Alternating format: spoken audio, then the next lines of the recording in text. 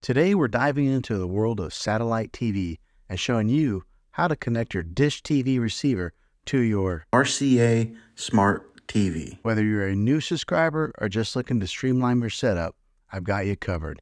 So let's dive into this.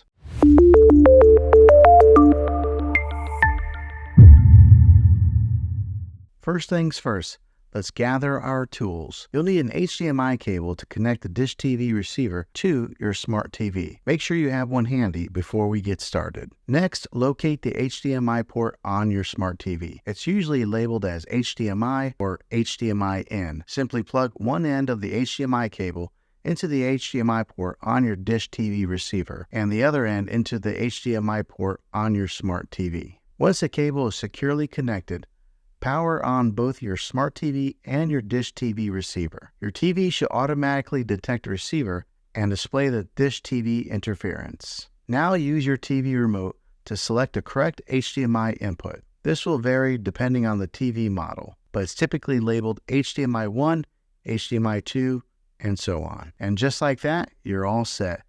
You've successfully connected your dish TV receiver to your smart TV, giving you access to a world of entertainment at your fingertips.